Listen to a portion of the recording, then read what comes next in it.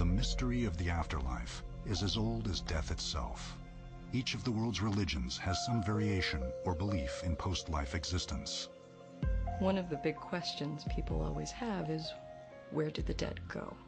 We know what happens to their bodies because we can see that, but what happens to their soul? What happens to the person? Genesis tells the story of the Tower of Babel and man's attempt to enter heaven from earth.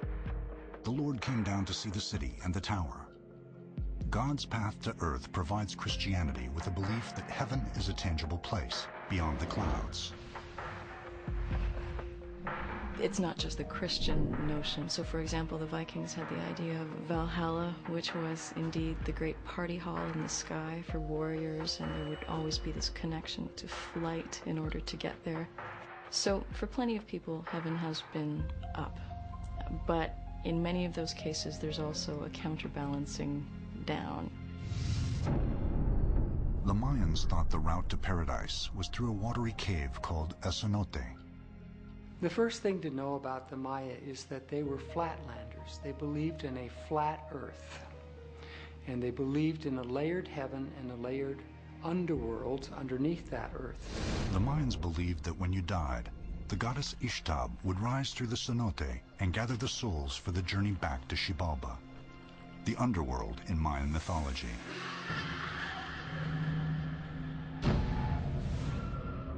But what if the afterlife is not a place at all?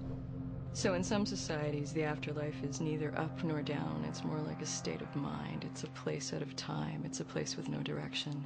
It can be a place of permanent enlightenment. So it's a different way of thinking about what comes next. Varanasi, India. It's the oldest, holiest city in all of Hinduism.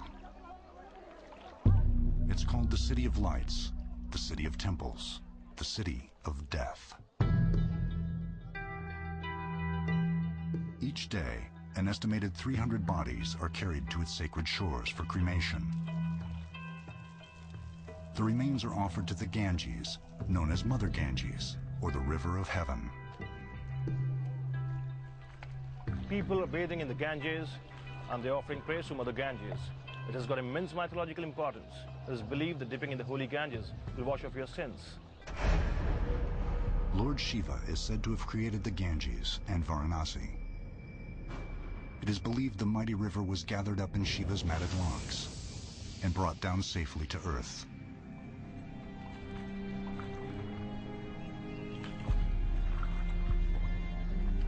Since its arrival, the Ganges and Varanasi have been a focal point for Hinduism, providing life and guiding death. It is believed that if you die in Varanasi, or if you get cremated in Varanasi, you get freed from the cycle of life and death. Every year, millions of Hindus make the pilgrimage to these holy waters to cleanse themselves, and if they're lucky enough, to die.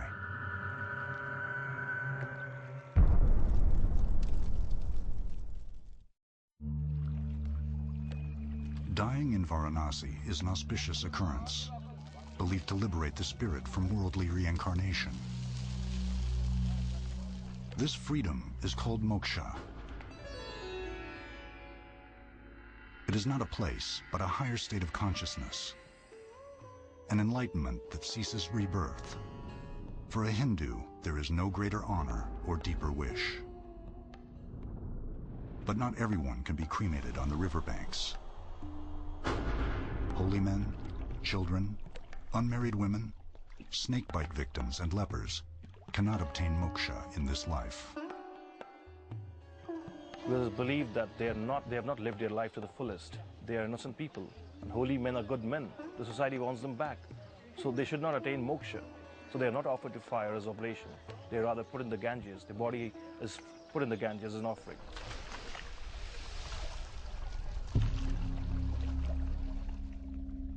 There are about 100 access points along the water's edge called ghats. This 4-mile stretch is primarily used for bathing, laundry, and praying, except for one place, the Manikarnika Ghat. This is called the Grand Crematorium of Varanasi. It is believed there has been no single moment without an active funeral pyre. It's on 24 hours. A glut of corpses are there waiting to be cremated. Every time it's on, the fire has not gone off the last so many years. Death is big business in Varanasi. The fires are monitored by a group of people called the Dom, members of the lower caste who supply the wood for the fire of the cremation grounds.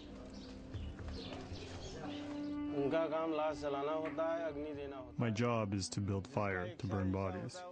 We charge a fee for selling this fire. It's not fixed. It depends on the person's wish how much I will get paid. If he's poor, he can pay less or even no money. If he's rich, he can pay more. The sacred fire, the Dhuni behind me, has been burning constantly since Hinduism was born. Being fortunate enough to die in Varanasi is not a coincidence. For many, it is their final journey. Mukti Bhavan is a home on the riverbank where people live out their last days before being offered to the Ganges. This man's father died in the night. It was my father's wish to come here and die. He's being taken away to the cremation ground. His body will be burned in the fire, and then the ashes will be thrown in the Ganges as an offering. I'm feeling happy because I was able to fulfill his wish. 4 men carry the body to the cremation grounds on their shoulders. The deceased is dipped in Mother Ganges for purification, then onto the funeral pyre.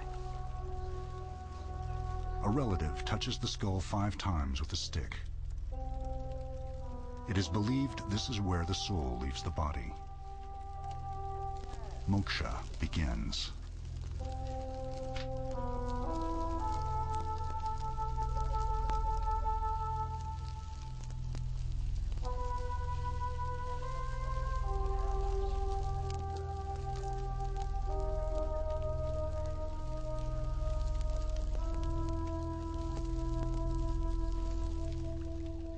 Hours later, the ashes are placed in Mother Ganges as an offering. The only truth in life is death. Death is inevitable, the ultimate truth of life. So everyone has to die, but if someone dies in a younger age or an early age, so it is obviously it's sad. But if someone has died in his old age and when he is done with all his responsibilities, with all his things he has done, so it's not that sad, it's okay. The holy flame turns 90,000 people to ash per year. But this custom comes with a cost. Waterborne diseases, including cholera and hepatitis, now run rampant. This 1,500-mile body of water is estimated to cause 1/3 of all deaths within the subcontinent.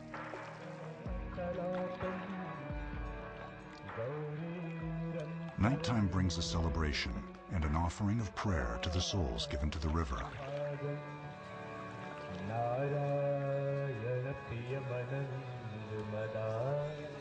For some, moksha. For others, the cycle of life and death continues as they wait for the ultimate gift, living to die in Varanasi.